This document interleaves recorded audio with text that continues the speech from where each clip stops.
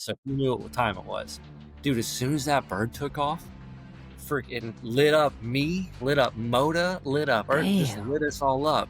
And my one-man moment, I've never, for anyone who said you can't hip fire the 240 in combat, you're a bold-faced liar. 92% of Afghan villages had zero contact with coalition troops. Now, 100 years will have driven by everybody, every village here one time. It's like, I don't know if that's a winning strategy. It seems like maybe that's not working very well. I heard like a click, and I just remember like, oh no, like I just stepped on an IED, and I remember I just sat there for a minute, and then I picked my foot up, and and nothing happened. I was like, oh, that's amazing. I'm looking down the squad bay at the drill instructor that's leading the stretches, and I'm doing that stretch where it's like your arms just across your chest and you're stretching your tricep out, and I'm looking down the squad bay, so I'm not looking in front of me.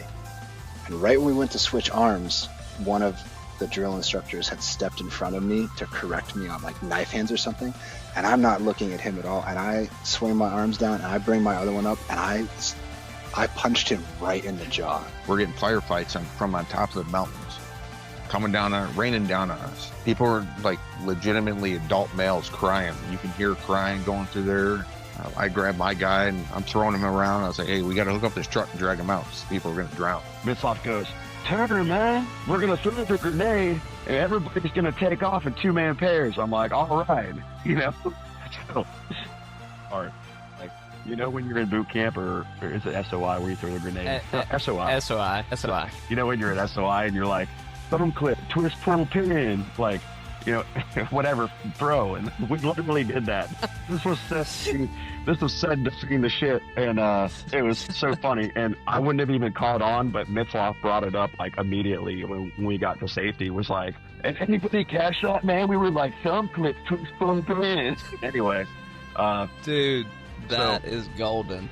So chuck the grenade. Bad dude holding a gun, shooting at us. You're shooting at tree lines all the time. Yeah. So we're just like lighting up tree lines, and I swear to God, man, I watched an RPG hit the helicopter. I'm like changing mags. I look up and I saw an RPG screaming. I swear it, and it didn't. So either they got some like super high speed secret squirrel fucking countermeasures that nobody knows about, or like I think RPGs are supposed to blow up at like 1,000 meters, and like that dude was like 1,001 meters away. But like I just remember reloading, like seeing in my mind like an RPG hit the helicopter. I was like, oh, that's not good. I'm like back in the gun, fighting again. Like I've seen a movie about this. Yeah.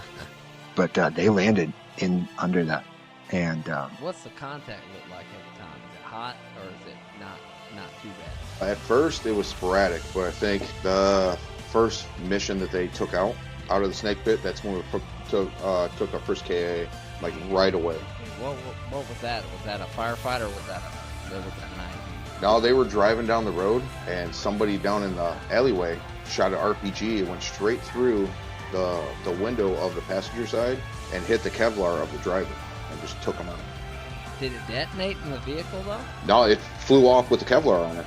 But they flew in an emergency fuel drop with this Chinook, and he's coming in obviously all dark, and then he tells us to light the LZ so he knows where to land, where to drop it. Right. So we, because we're awesome, have our what's the little the IV light or the IR light on your gun? Yeah. We're shining that on the landing zone. Like, just look for that, right? At the exact same time he comes over the hill, the locals burn the fire pit. Shit. So he comes over and he thinks we're illuminating the LZ. So he's hovering, about to drop sling over a fire pit with like a ridiculous amount of gas. When my first sergeant jumps on the radio and just starts cussing him out. Like, he's like, are you fucking kidding? You can't tell it's a fucking fire. So he moved it over where you're supposed to. And we threw a whole bunch of chem lights and shit out there. Dude. But my first one was like, what do you mean you're going to illuminate the entire thing? You get shot at. Like, what do you do? But I realized that once I saw a Marine, there was just a difference, bro. Like, this fool walked into the high school, man.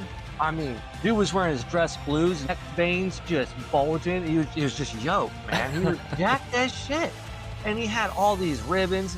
He had like neck tattoos coming up out of his uniform. Like, kind of like how my neck tattoos are. And they were that high, bro. I'm like, dude. And he has the pull-up bar. He sets it up in the lunchroom and he starts explaining it. And he just busts out like 20 pull-ups in his freaking blues, dog. pops down, Damn. busts a sweat, and I'm like, man, I didn't see the Army guy do a fucking push-up the whole time he was here. So like, this is epic right here, man. And from that moment on, dude, I wanted to be that guy. I wanted to be the dude where, like, wherever he was, I wanted all those ribbons. I wanted everything on that uniform, and he promised me that I could do it with my GT score. And on the way there, freaking it, like, again, man, I'm telling you, like, main character syndrome to the max, man. I'm telling you, I was in the gunner seat of the lead Vic, and like we're flying, and I see like tracers flying. We got like word on the radio, like the A&A dude got shot in the butt. One like got his thumb shot off, and I'm like in the 50, just like I got the 50 racked ready to go, and man, I see an A-10 Warthog just like fly over my head. I felt like it was like, I swear to you, I felt like I could have like reached up and touched it. Like it felt like it was just right there. I was like, this is so cool. And I look over and I see the Tiger tanks, dude, just hitting the freaking ramps, dude, just wham, wham, wham, just flying. And I remember like, I looked down at Garcia. I looked at Garcia and Perez. You know, I looked down the turn and I was like, this is freaking awesome. Like, this is so cool. Of catching up with him that I wasted because I was too immature and too butthurt as a young man. But he died, man. And you know, my mom was there. It was pretty gangster, dude. Shout out to my mom, dude. This is the hardest chick. She works at UC Health, right? My dad died at UC Health. My mom was my dad's nurse until the moment he died. The woman that you married and were with for 30 plus years literally took care of him till his last breath. My mom's above it. Mom's the shit. So I was in the intel briefing for this mission, and our intel guy told us, fully, you know, you guys should really just expect to like walk into an empty village and like there's nothing going on. And I remember that very specifically. We were inserting on Ospreys for whatever reason on this mission. They were sending us with extra stuff. We had extra ammo and extra explosives, and just like things were weird. And we go in on these Ospreys, and we're coming in to touchdown. And my team leader is on the back ramp. He's already standing up, and I flip my nods down, my night vision, and I click my little button on the PVS 14s, and it's just black. Nothing happens, and I panic, you know, and I like take them off. I'm beating on them, and I put them back down and turn them on, and they turn on. And the second they turn on, you felt the pings on the bottom of the Osprey, and I look out the back ramp, and it's like Star Wars out there, just tracers, RPGs, and we're like 6 feet off the ground. A fucking Osprey went from landing to like mock Jesus straight up into the air in a second and a half. It was, I mean, we almost had guys fall out of the back. It was so fast. And so like they abort, everyone takes off. Obviously he's like super hot LZ, so he's like the guy for our unit in the country at the time, just like screaming at the pilots to like insert us no matter what, put them on the ground. And they pass down in the bird, like the crew chief, you know, he yells to one person's ear and they're passing it down like, we're going to the alternate LZ. And like I'm yelling back, we don't fucking have an alternate LZ. And I'm like, these assholes are gonna drop us off in the middle of the desert. We have no idea where we're at. Commander told him, I cannot in good conscience put these men on the ground right now. And he just told me to fuck himself and flew us back to base. And it was tense, and initially they were like, load up even more ammo, like we're going right back in, and then that mission ended up getting canceled. And to cap that story off, a buddy of mine ended up going to free fall school with the MARSOC commander that was on the ground.